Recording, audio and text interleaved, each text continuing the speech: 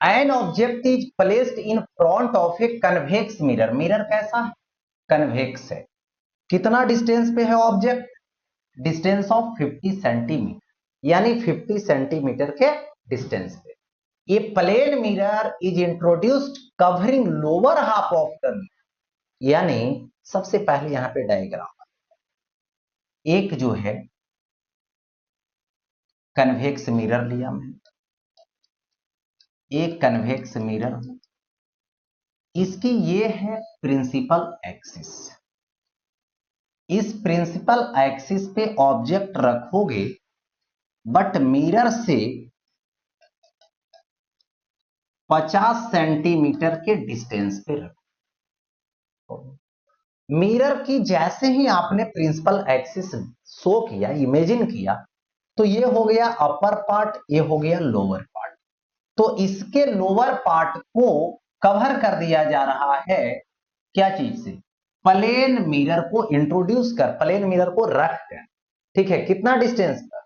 If the distance between the object and the plane mirror is 30 centimetre, यानी plane mirror और object के बीच 30 centimetre.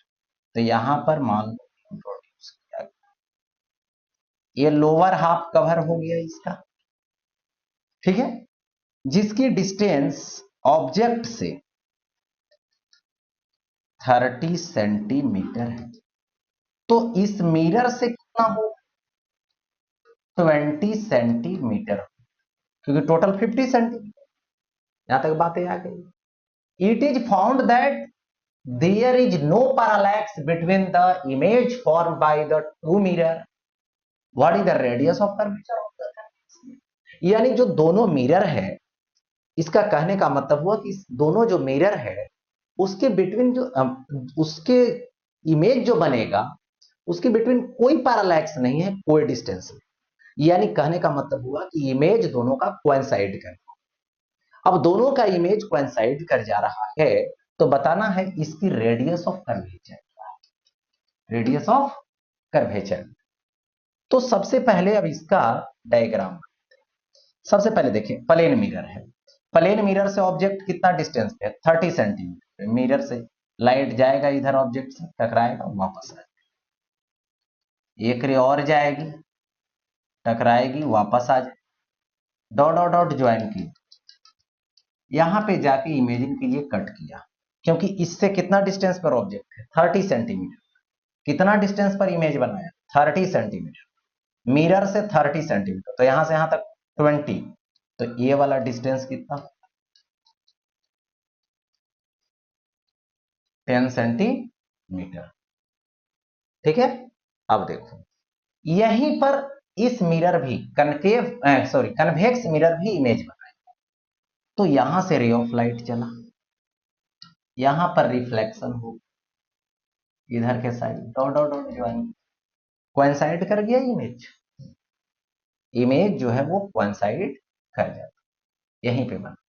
इसका मतलब यही हुआ कि प्लेन मिरर से हमें इमेज डिस्टेंस तो मिल गया, तो कनकेव मिरर के लिए भी इमेज डिस्टेंस, कन्वेक्स मिरर के लिए, सॉरी कन्वेक्स मिरर के लिए भी इमेज डिस्टेंस, मुझे रेडियस ऑफ कर्वेचर।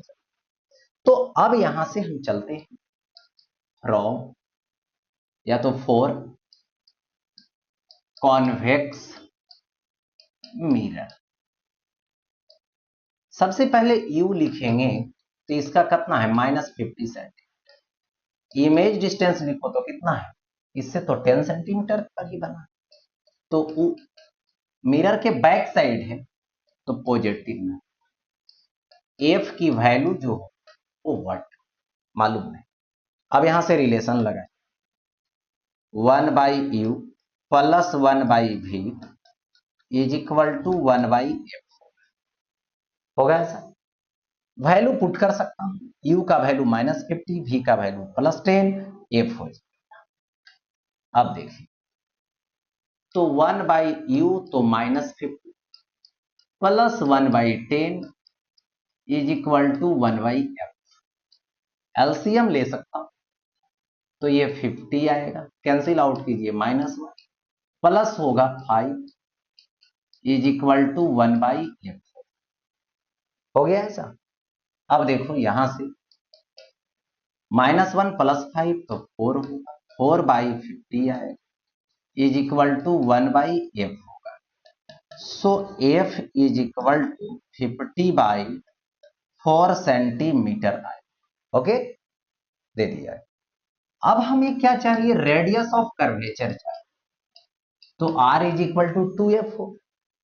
अब देखो यहां से 2 पुट करो, f का वैल्यू पुट करो, तो कितना आएगा, 50/4 आएगा सेंटीमीटर।